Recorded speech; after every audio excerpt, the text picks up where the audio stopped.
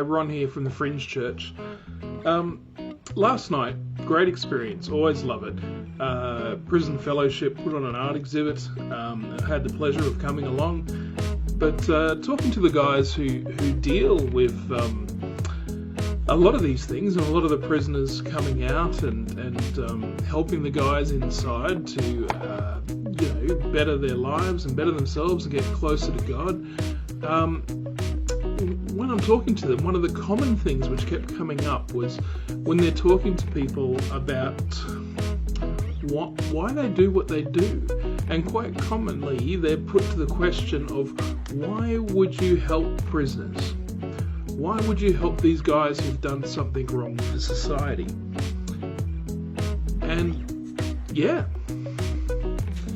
it's something which at the Fringe we get asked sometimes is why we do what we do.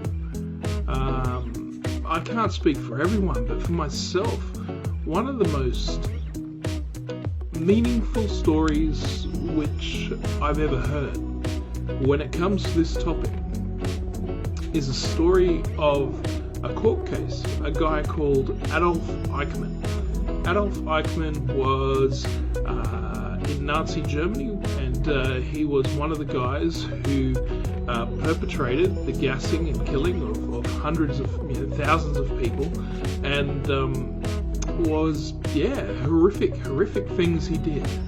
But in his court case, because when his court case came up and he was tried for war crimes, he had to have people come in who saw him taking people to the gas chambers, organising these things. So he had someone come through who was a witness.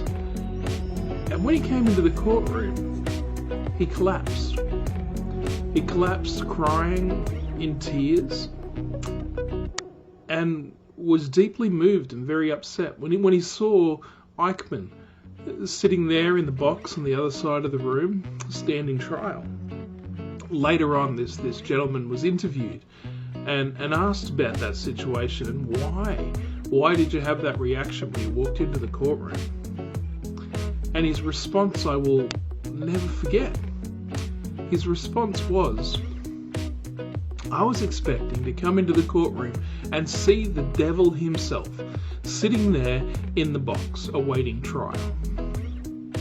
I was expecting a real monster, some horrific beast to be sitting there. But when I came in, what I saw was a man. All I saw was a man. And the realization of that it was just a man, and that man could have possibly have been me if I had been brought up in his shoes, if I had had the influences in my life which he had, if I had all the opportunities and the things which happened to me which he had, that could possibly be me. And that floored him. It's very easy to cast judgment on people who've done something wrong. But our lives, to get to where we have been, has been a lottery. When you're born, they roll the dice. You have no control over the family you're born into. You have no control over their financial situations, the country you're in, the influences on your life which are around you. You can control what you do with that stuff.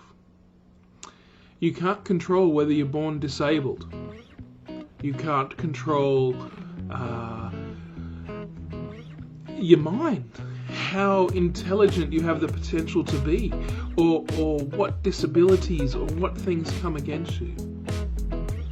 And before we start casting stones and saying, looking down at people, prisoners and whatever, maybe we should question what we're doing with what we've got, because we've won the lottery.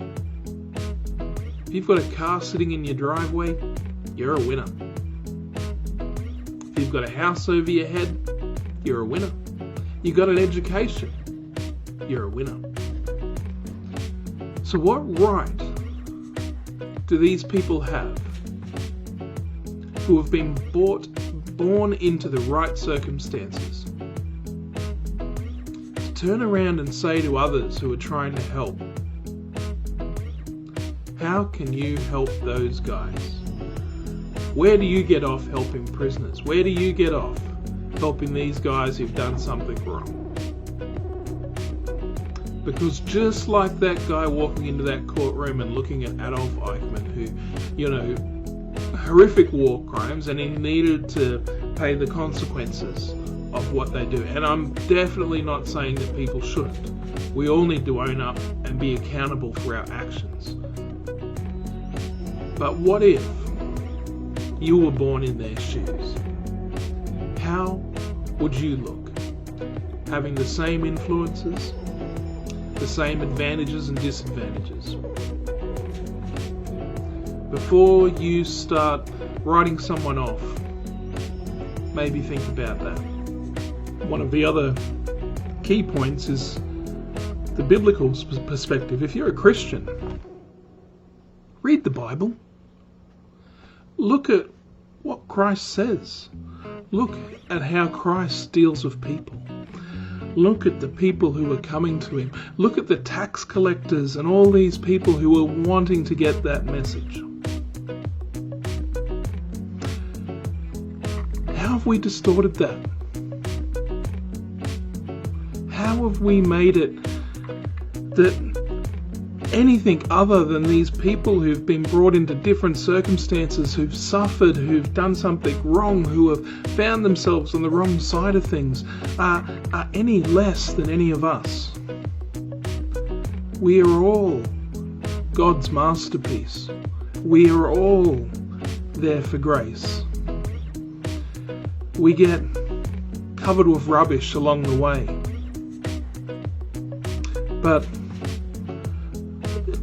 the Mona Lisa, if you found that painting and it had been left in a junk heap or left somewhere and covered with dirt and dust or torn or damaged in some way, does it not have its intrinsic beauty? Isn't it still a masterpiece? Just because life has given it some damage, life has thrown some stuff on it. As Christians, aren't we meant to help get those things, get those God's masterpiece in each and every one of us back looking the way it's meant to? Not by forcing it, but just by walking with it and loving them where they are. I get very frustrated when I had a pastor only a couple of weeks ago tell me that I was going to burn in hell because of the people I like to help. A pastor in a church. It saddens me. I find it so painful that some Christians have got it so wrong.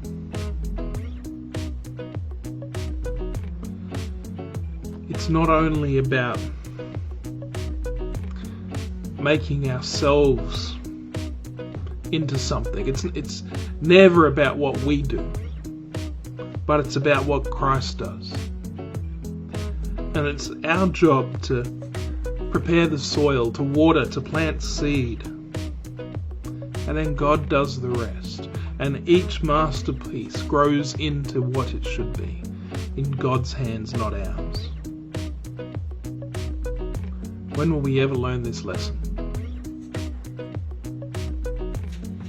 How can you work with those guys? Admittedly, I probably need prayer because I do get a bit short with some of the people who say things like that. But it weighs heavy on me. I see myself reflected in so many of those people who are struggling with addiction, criminality, whatever it is. Can't we just love them? Show empathy.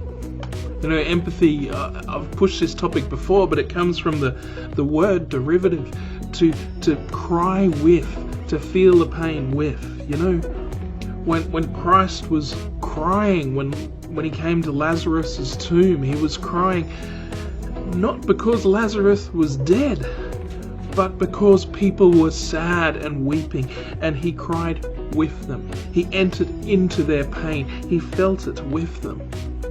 And then he raised Lazarus. But empathize. Feel their pain. That's also very different to taking on their burden. People's burdens are always their own. But you can walk with them and you can feel their pain. Thank you for listening. Look forward to catching up on Sunday. Hope to see you at Redcliffe. Bye for now.